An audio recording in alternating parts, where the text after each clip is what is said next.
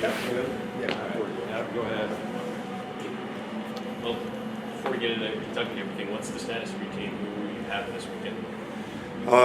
We're still trying to figure that out, see how practice goes the next couple days.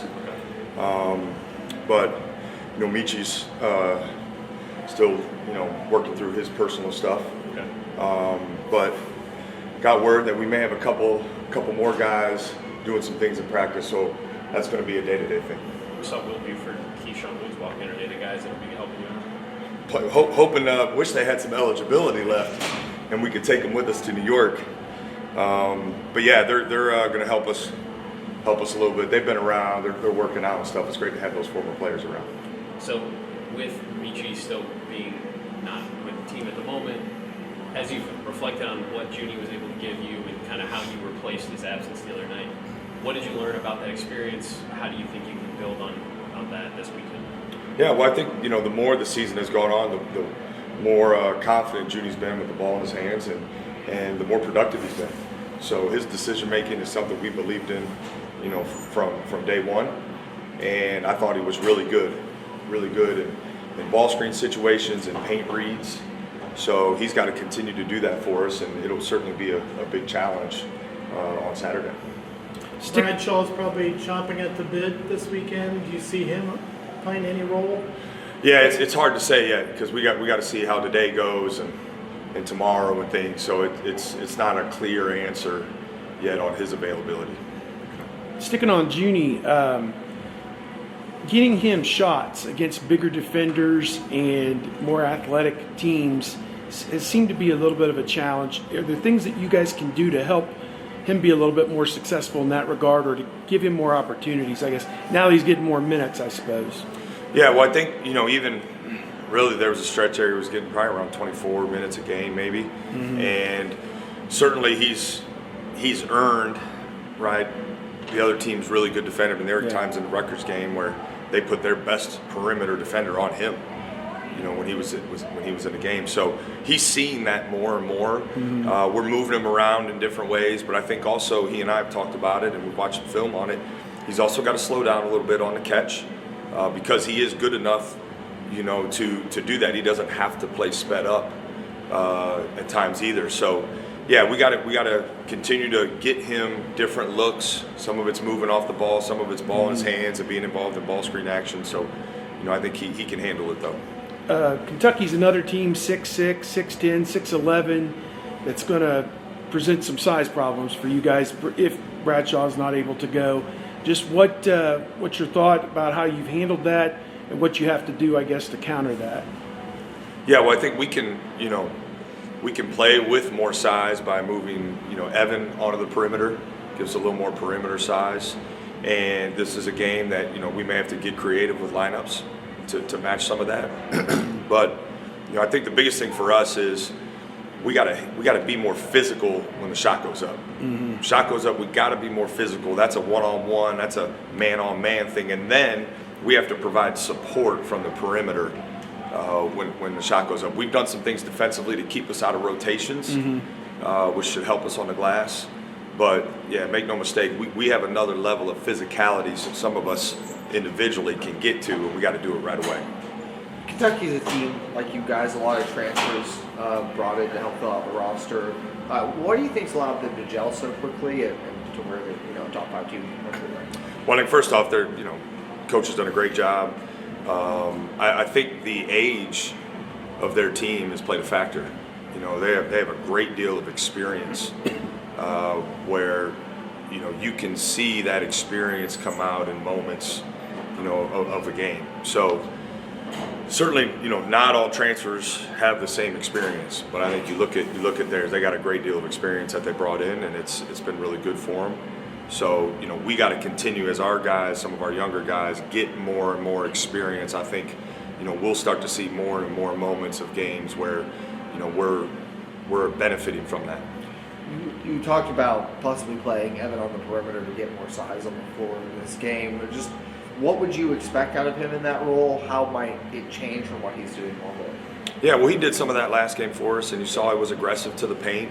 His cuttings, it's a problem, for opposing defenses because he's got great instincts. and it also gives us a bigger presence on the offensive glass. So I think Evan's a playmaker. You know, when he's attacking, he reads the paint situations well to create for others, but he also, you know, when he's playing with the aggressive mindset we need, he's able to score too. So he's got to continue to do that for us. You talked after Auburn about trying to get Bruce in some different spots to get him going.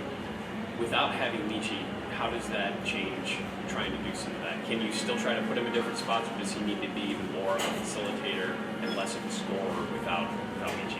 Yeah, I don't know that less of a scorer is the solution, regardless of who's out there with him, because he's a gifted scorer, and we need him to score. We need him to be aggressive, and you can trust him when you tell him to be aggressive to make great decisions. So he's got to stay aggressive for us. He's got to start the game aggressive for us on Saturday. But, you know, I think Michi, Micah, Evan, those are all guys, and really Devin Royal, you know, as he's shown, he can be in some playmaking modes as well. Those guys can you know, create for him, and really we just got to continue to work together. When we've done that offensively, when our assist numbers have been north of 50%, it's been our offense has really been rolling. So that's got to be part of who we are. And it can't just be one guy having 7, 8, 9 assists every night. It's got to be spread amongst the team. But I think Junie's emerging, you know, as a playmaker, someone who can create for Bruce or for other guys. And as Devin has the ball in his hands, I think he can do it. I think Mike has had some really good moments with that, and Evan as well. You talk about playing to standards and things that, you know, non-negotiables. Do you have like assist percentage numbers that you want to hit? Like, do you have stats like that that each game, like you track? Like, do you have an assist goal for a game percentage-wise and things like that? You know, I think part of this kind of non-conference is you're gathering information, and you know, a lot of analytics, in my opinion, become really valuable when you have a sample size to reflect upon instead of maybe one specific game. And because this is year one for us, right? We don't have a system to go back multiple years to say, hey, this has always worked. So we're gathering that information. I think it's become clear that, you know, we get above that 50% on made field goals mark. It's been pretty good for us.